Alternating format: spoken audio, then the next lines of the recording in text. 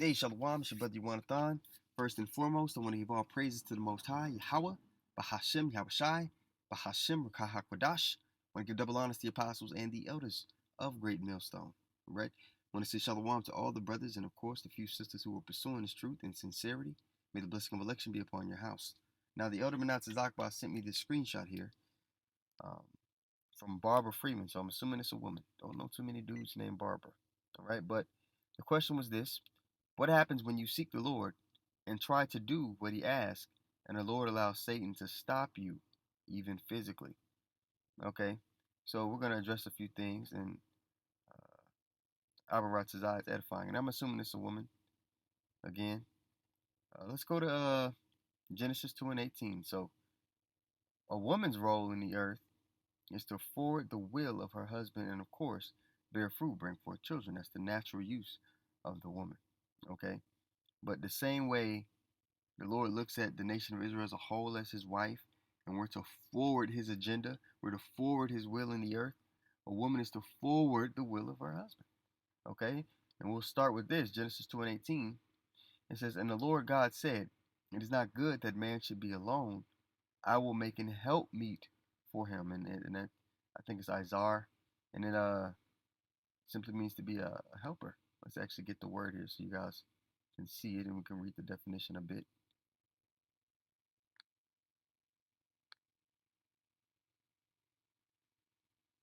Let's let it load up here. Yep, Izar. Okay. Go down here.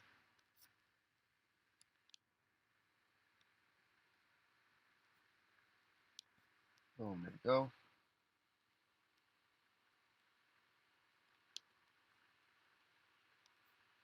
Boom, there we go. So when Adam was ruling, and having dominion over the animals and setting up the infrastructure of how his kingdom was run, all right, yeah, because Adam wasn't Adam by himself on earth. No, he was the first man given the way, the discernment of the Lord's way, all right, and set up to rule on the earth in Eden. Okay.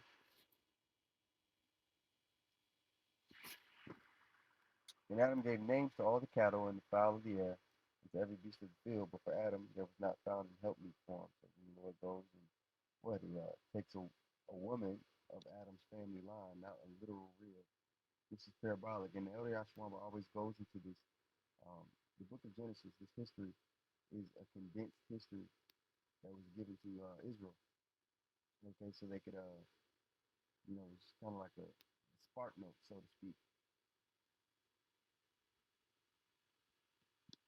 of the family history before they went to the land that the Lord promised them after the deliverance from Egypt. So, going back to the question, it says, what happens when you seek the Lord and try to do what he asks? Okay. Now, as far as seeking the Lord, that goes the same for us all. We ought to rehearse the righteous acts to the best of our ability.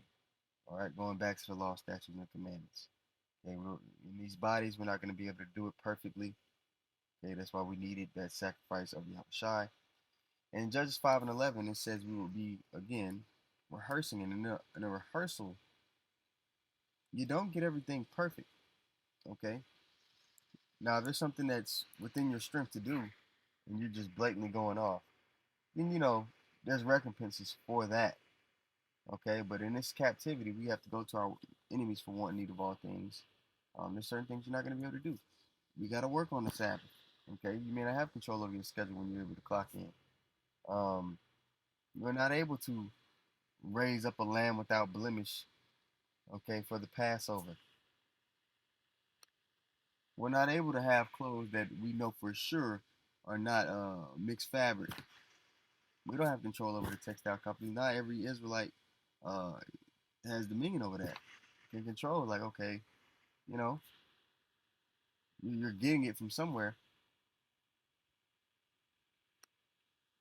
We can sit here all day and go through the things that we can't control in this captivity, but we're supposed to rehearse those acts to the best of our ability. Okay, so it says what happens when you seek the Lord and try to do what he asks, and the Lord allows Satan to stop you even physically. All of Israel was being stopped every day from keeping the Lord's way perfect, but he understands that. So I wish this question was a little more specific, but let's read Judges 5 and 11. They that are delivered from the noise of the archers and the places of drawing water in our captivity, right, delivered from the destruction, there shall they rehearse. That's the point there I wanted. Rehearse the righteous acts of the Lord, even the righteous acts towards the inhabitants of his villages. Then shall the people of the Lord go down into the gates. Okay, so our mission on this side is just, again, to forward the will of the husband. And the Lord likens us unto his wife. Let's go to Jeremiah 3 and 13 and 14 to prove that. It says, only acknowledge thine iniquity. All right, we went off. Okay, actually, let me jump to the top here. Okay, Jeremiah 3 and 1, then we'll jump back down. It says, they say if a man put away his wife, and she go from him, and become another man's, shall he return unto her again? So your woman goes off with another man, lays down with him, he shoot all up in her, do whatever he want to her, and then she try to come back to you. Most men on this side, you're not taking that woman back. Most men in their right mind, okay? But the Lord, he showed us a great mercy through his son that a remnant of us could return and make it right, to get back in the house, okay? As a people, we went off and committed spiritual adultery and worshiped other gods, took on another way outside of the way our husband gave us. Shall not the land be greatly polluted? All right, that woman's defiled after she went and lay with another man or multiple men. Okay, but thou hast played the harlot with many lovers, yet return again unto me, saith the Lord. Now jump down, just to prove that he likens us unto his wife. All right, start here at 13. No, only acknowledge thine iniquity. All right,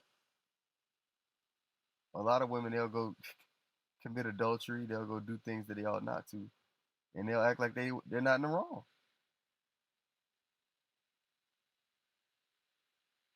They won't take accountability. So we understand why we're in this predicament, why the so-called Black, Latino, Native American people are in the predicament that we're in, why we go through the things that we go through every day, why we have particular struggles. Hey, we're paying for things we did in the past.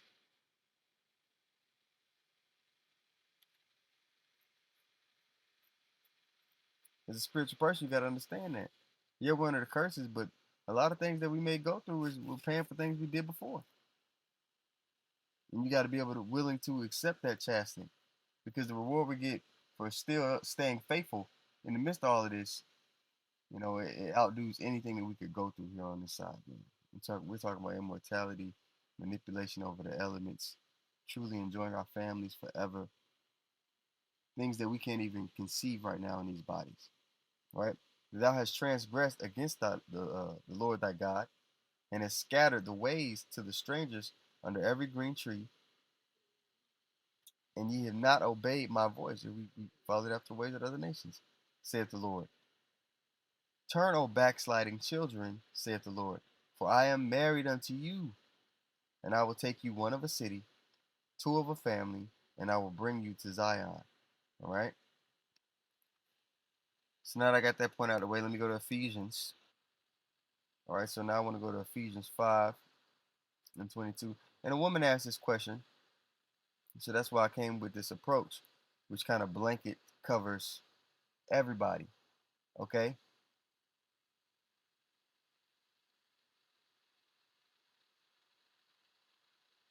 Now this is Ephesians 5 and 22. It says, wives, submit yourselves unto your own husbands as unto the Lord. Okay? For the husband is the head of the wife. Okay, and it's giving us the family structure, the hierarchy. We're not equal. Uh, it's not an even playing field. It's not a partnership. No, you read it all the way back in Genesis, the second chapter. She's an assistant unto the husband. Okay? And it stands unto this day. And it's going to stand in the kingdom of heaven as well. It's not something that changes. Wives, submit yourselves unto your own husbands as unto the Lord. So your husband is your Lord.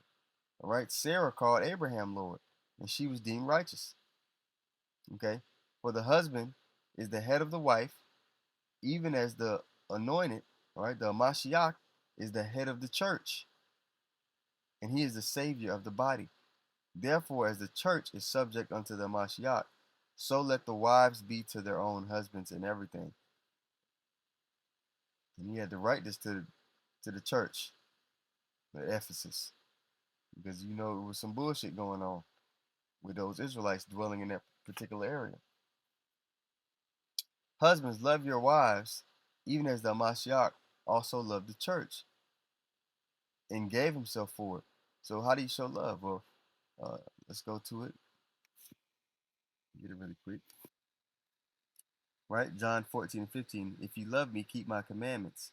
All right. So the instructions that the Lord has given us, that needs to be established in the household. Law and order needs to be established.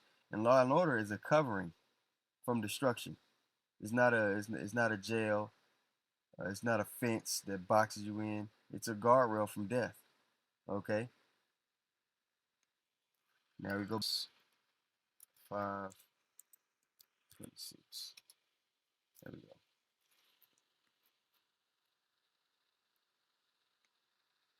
And I'll read 25 over. It says, husbands, love your wives, even as the anointed also loved the church and gave himself for it, that he might sanctify and cleanse it with the washing of water by the word. All right.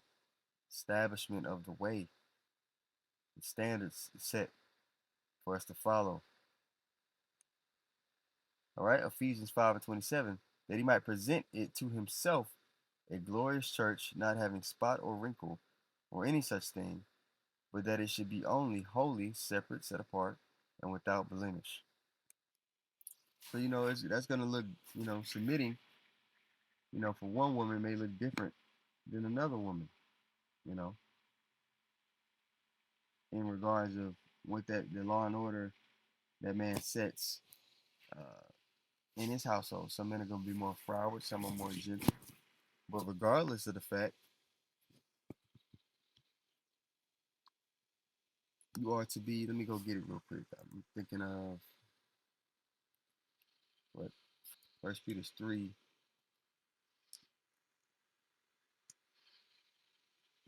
and I brought up that point there in First Peter 2 because you got a lot of women and men as well who are fair weather Israelites. When things are going good, they're gung ho, they're on fire.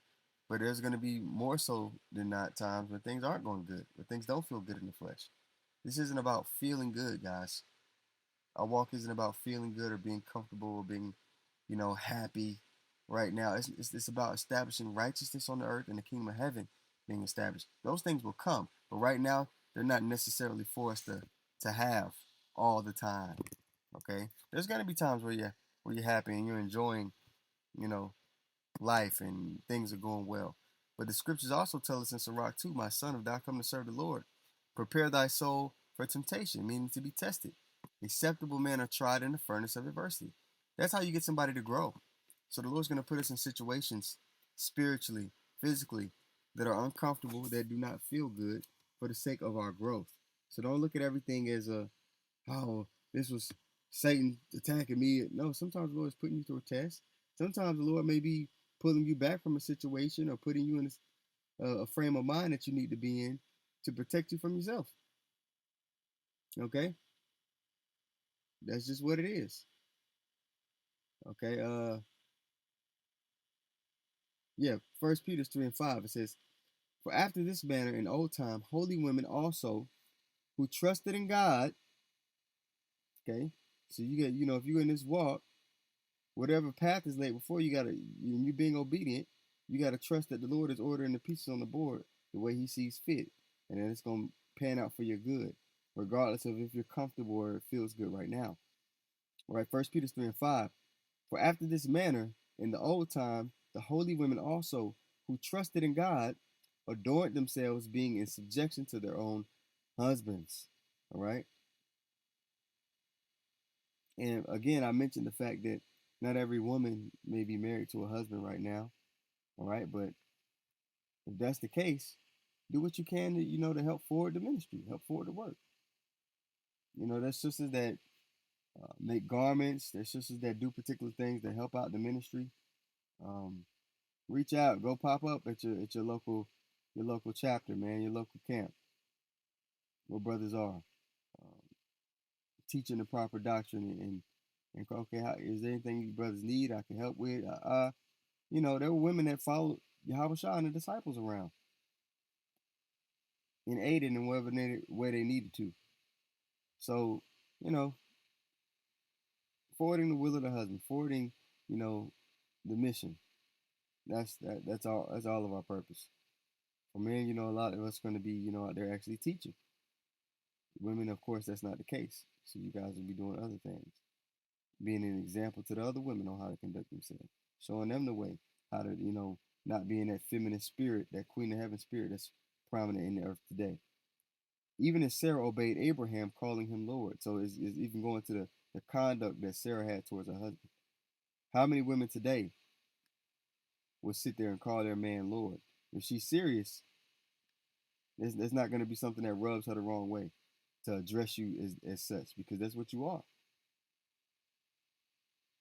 right? Whose daughters ye are, as long as you do well and you're not afraid with any amazement. Just want to see how this reads in the NLT here. It says, for instance, Sarah obeyed her husband Abraham and called him her master. Mm-hmm. You are her daughters when you do what is right without fear of what your husband might do. Okay, because a lot of women, they don't approach relationships or dealing with their man in good faith. They always say, well, what if he does this? And what? It's always this doubt and questioning. What if, and then, no. Trust that the Lord has you where he wants you, okay, and he does. And your focus need to be, okay, as long as I'm doing right, my conduct is right, the Lord will have things fall in my favor. He'll have the pieces fall where they're supposed to. But women don't think that way. It's always this questioning and doubt. And our whole walk is about exhibiting what? Exhibiting faith. Okay? That's why it's a rare thing for a woman to actually be in this walk, because they can't move like a man can on pure faith. Okay, the Lord is going, things may not look the way I think they should look, but I'm not going to look with the eyes of my face. I'm going to look with my spiritual eye. The Lord said this. This is what he promised. He doesn't forsake those that fear him and walk after him. So I'm going to trust that the chip's going to fall in the proper place. It's hard for women to do. Okay? And the more I read this question, I'm not trying to come off and be offensive, but it seems like a lack of faith. What happens when you seek the Lord? If you're seeking the Lord, okay, and you believe that the promise that he promised us,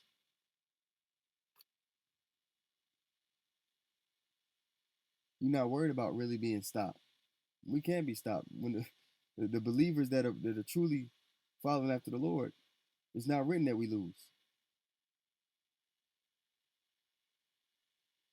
We gotta let go of doubt, man. Especially right now in the fourth quarter, as all the prophecies are popping off, as things are playing out in the earth. Okay, I think it's a couple more precepts I'll get, and then I'll pretty much wrap it up. I believe the point is pretty much been made for the most part. So I'm gonna wrap it up with the Titus 2. Let it load up.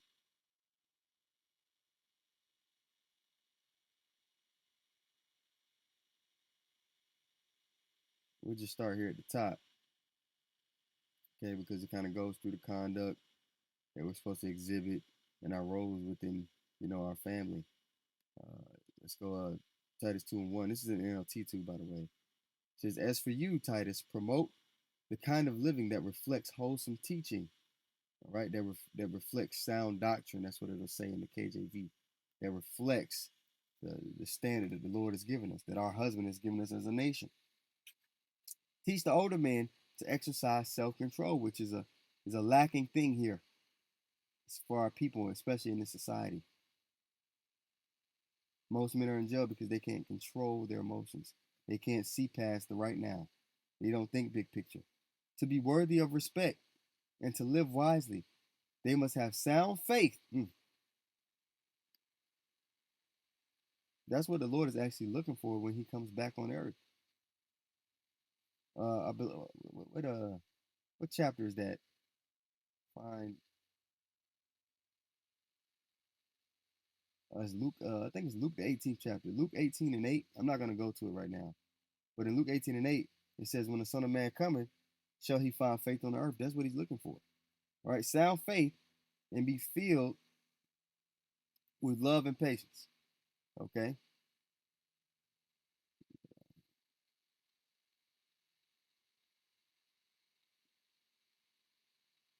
Verse 3, it says, "Similarly, teach the older women." Yeah. And then I got a little confused because it's the NLT, but in the KJV, it says the aged women likewise. Okay.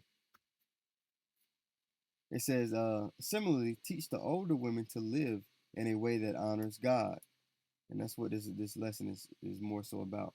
There are some women who, right now, you're not going to have a physical husband right now. It is what it is. But the Lord's going to arrange things to where that does happen. There are going to be some women, who do have a husband right now. There are going to be some women as Jacob's trouble pops off, then you'll have a husband. There are going to be some women in Jacob's trouble, that you might be beamed up and then given a husband. Whatever the Lord has for you, but you still got to have faith. You understand? Similarly, teach the older women to live in a way that honors God. They must not slander others. Okay? Don't need to be out here, gossiping, being false accused, talking about stuff you really don't know for sure. The shit that nigga women do in the world. Right? Or be heavy drinkers, right? Because you need to be sober minded. Women get drinking their system that you do, that old nigga come out. Even men. The brother has to know his limits. You got to do it in moderation. For you, it may be half a wine, half a glass of wine. For another brother, it may be six. He'd be like, okay, number seven ain't it. You know, different strokes, different folks. You understand? Instead, they should teach others what is good. So a woman that's been, groomed in the understanding of, oh, this is what the Lord wants from me. This is the standard that He wants me to live by. I need to exhibit that through my actions, be a doer of the word and not a hearer only. Um, that's supposed to be an example to the other women.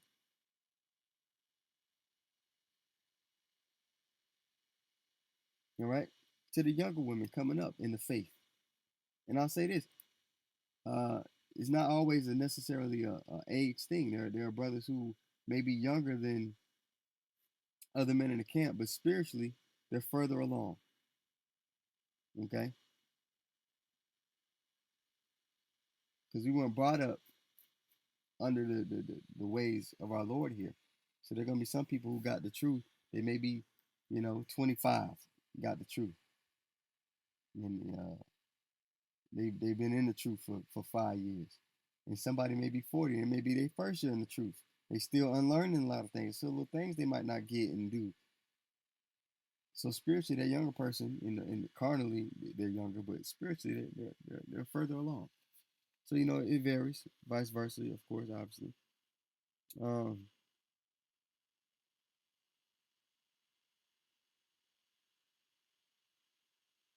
yeah, verse 4, it says, "These older women must train the younger women to love their husbands and their children."